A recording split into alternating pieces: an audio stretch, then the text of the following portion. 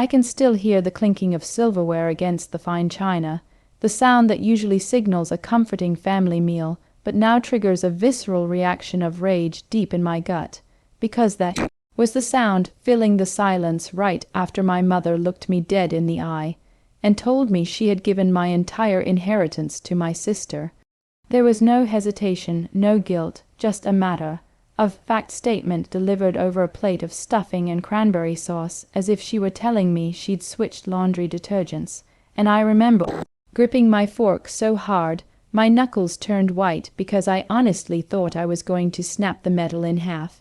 She smiled that sickeningly sweet smile she reserves for when she's gaslighting me and said, "Your sister got the insurance pay out, honey, all of it, because look at you. You have a career, a house.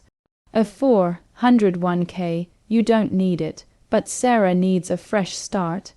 And in that moment, the grief of losing my father, the years of resentment, and the sheer audacity of her betrayal collided into a singular point of clarity. I didn't scream, I didn't flip the table, and I didn't cry. Instead, I took a slow sip of my wine, set the glass down with a deliberate click, and asked a single question that turned their smug victory into a criminal investigation. But before I tell you exactly what I said and how the police ended up at our front door on Thanksgiving night, I need to ask you something. Was I wrong for destroying my family over money, or would you have burned it all down too if you found out your own mother stole your father's last gift to you?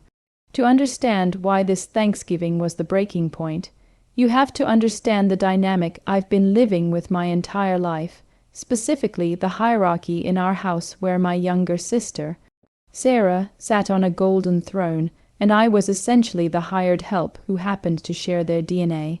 I'm 30, 2 years old, an architect, and I've worked for every single thing I have, scraping through college on scholarships and loans, working 2 jobs, and building a life from the ground up, without asking my parents for a dime since I was 18. But Sarah, who is 29, has never finished anything she's started in her life.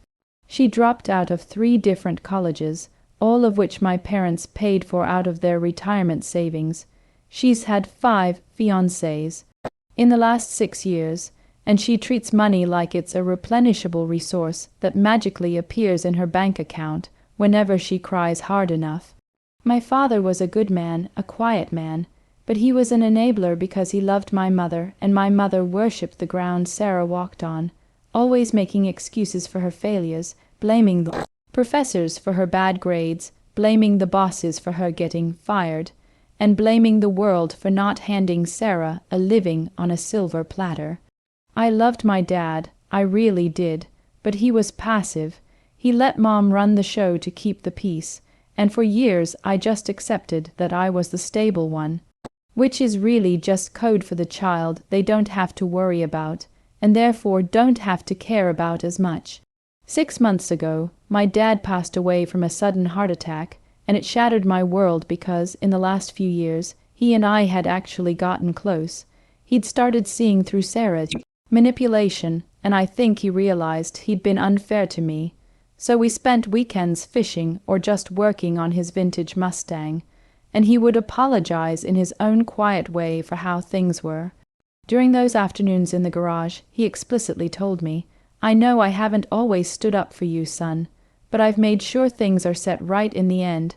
I've got a life insurance policy, a big one, and I want you to know that I've split it 50/50, fair and square, because I want you to use your half to pay off your mortgage." He was adamant about it, looking me in the eye with a seriousness that I now realize was him trying to protect me from exactly what was happening right now. After the funeral, which was a blur of grief and Sarah making a scene about how she was the most devastated person in the room despite not visiting him for months prior, the topic of the estate went quiet. I didn't push it because I was grieving, and frankly, I didn't care about the money. I just missed my dad, but I assumed the legal process was just moving slowly. Weeks turned into months, and every time I asked Mom about the probate or the insurance, she would wave me off, saying, "It's complicated," or "I'm just not ready to deal with the paperwork yet," or "Don't be so greedy, give me time to grieve," which made me feel like a vulture, so I backed off, not realizing that she wasn't grieving. She was scheming. Fast forward to November, the healing.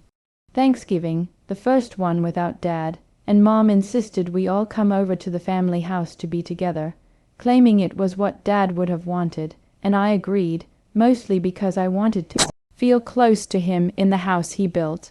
I drove 3 hours to get there, feeling a pit in my stomach the whole way, a premonition that something was off, but I pushed it down, telling myself to be the bigger person, to be the supportive son. When I pulled into the driveway, the first thing I noticed was a brand new car parked right in the center of the drive, a gleaming white luxury SUV with temporary tags, the kind of car that cost more than my first house, and my stomach dropped because I knew Sarah was broke, again, having just lost her job at a boutique because she refused to work weekends. I walked inside, and the house smelled like roast turkey and sage, a scent that should have been nostalgic but instead felt suffocating, and there was Sarah, sitting on the couch with a glass of champagne, wearing a designer dress I knew she couldn't afford, looking like the cat that ate the canary. Mom was in the kitchen, frantically bustling around, acting overly cheerful, almost manic, and when I asked whose car was in the driveway, Sarah just giggled and said, "Mine, isn't it gorgeous? A little pick-me-up."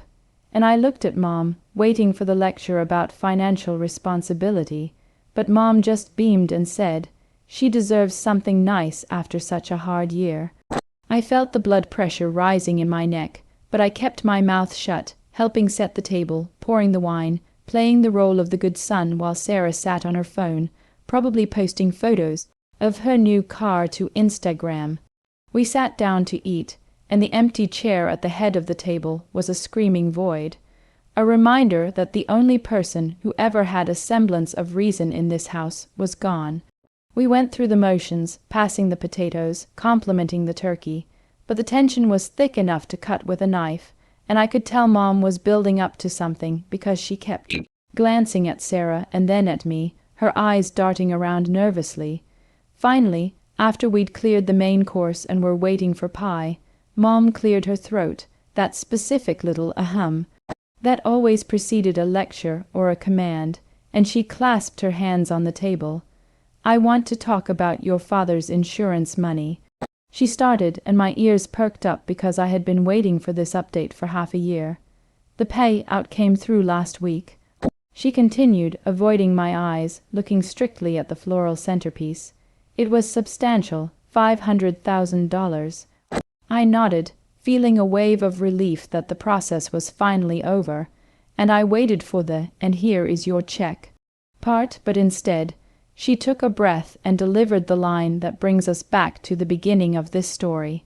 "I've been thinking a lot about fairness," she said, "and I decided that since you are doing so well, and Sarah is struggling to find her footing, the fair thing to do was to give Sarah the full payout. You don't need it, you have your life together, but this money is going to save your sister." Sarah chimed in immediately, smiling. "I'm going to start a business, a lifestyle brand, and the car was just a business expense, obviously."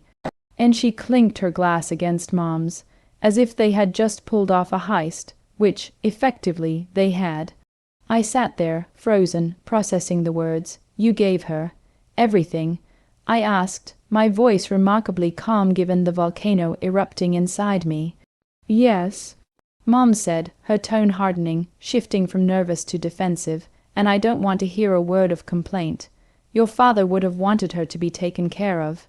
You are a man, you can take care of yourself. Sarah needs help." That was the moment, the justification, the weaponizing of my father's memory to fund my sister's delusions. It wasn't even about the money anymore. It was about the disrespect, the lie, the rewriting of my father's wishes.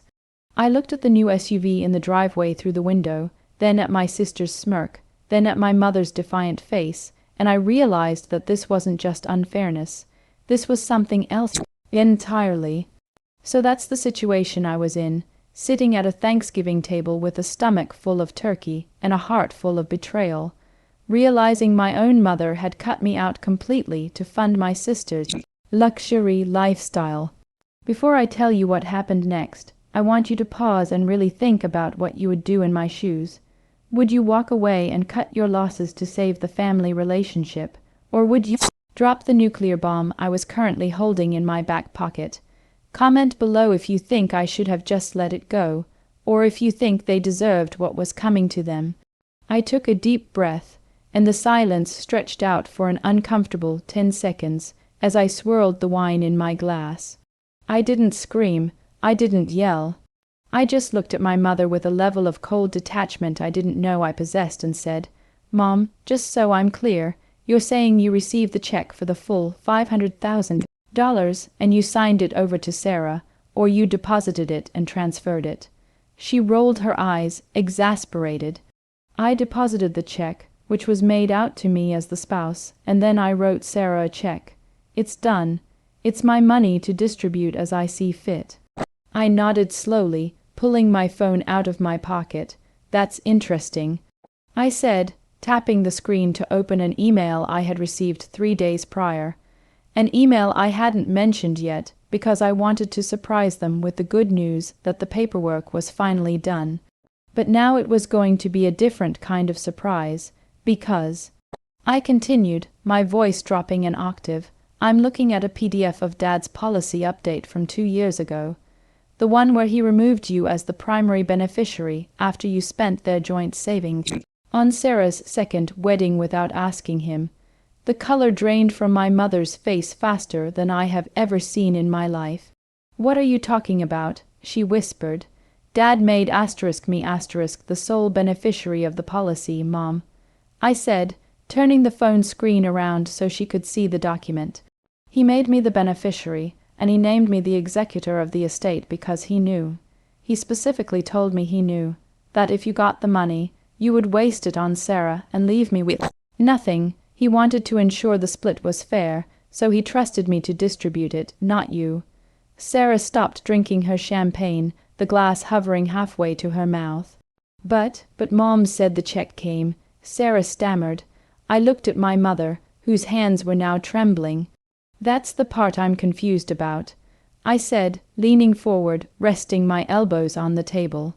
"If the policy pays out to me, and the insurance company confirmed to me via email on Tuesday that the check was mailed to my address, which is this address, because I never changed it on his old paperwork, then the check that arrived here last week wasn't made out to you, Mom.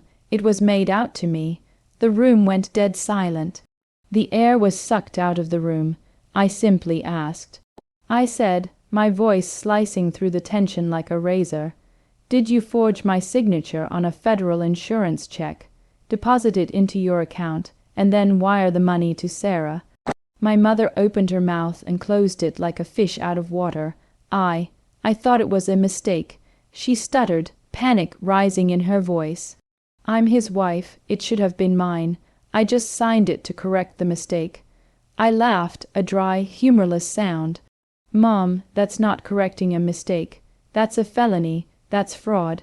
And since Sarah has already spent a chunk of it on a car," I gestured to the window, "that means she's in possession of stolen funds." Sarah jumped up, knocking her chair over. "You can't be serious. You're going to send Mom to jail over money. You don't even need it," she screamed, the entitlement oozing out of her pores. "It's not about needing it," I said, standing up. "It's about the fact that Dad knew you would do this. He literally predicted this from the grave, and you proved him right in record time." I didn't wait for their excuses. I walked to the front door, but my mother grabbed my arm, tears streaming down her face, the fake tears she uses when she's cornered. "Please, son, we can fix this. Sarah can return the car. We can split the money. Don't call the police." I looked at her hand on my arm, the same hand that had signed my name without a second thought. "It's too late for that," I said, pulling my arm away. "I already spoke to the insurance company's fraud department this morning when I got the notification that the check had been cashed. I thought maybe it was a glitch. I came here hoping, praying, that you hadn't done what I thought you did, but you did." At that moment, as if on cue, or maybe just due to the cosmic timing of the universe, Blue and red lights flashed through the front window. I hadn't called the police, but the bank had. When you deposit $500 check with a forged signature, banks tend to notice, especially when the insurance company flags it. The knock on the door was heavy and authoritative. The next hour was a blur of chaos.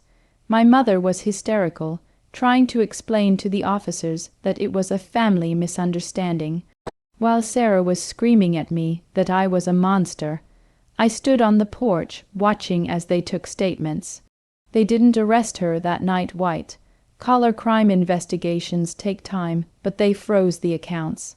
All of them, Sarah's business money, the money for the car, Mom's retirement account where she'd mixed the funds. It was all locked down pending the investigation. I walked past the new SUV, which was about to be repossessed, and got into my modest sedan.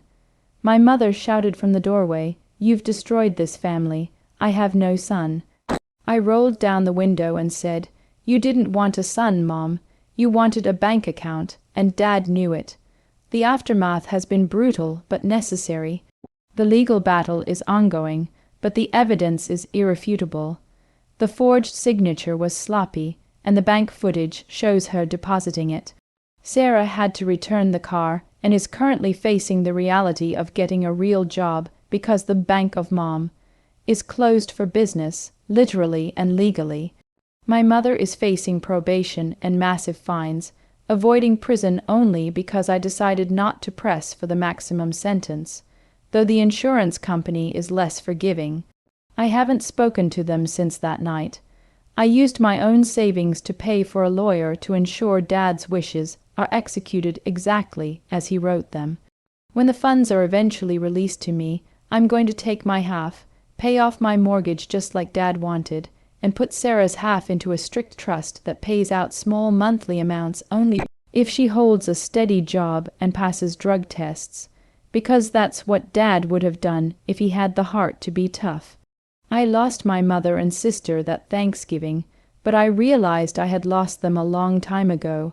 I just finally stopped paying the price of admission to be treated like a doormat.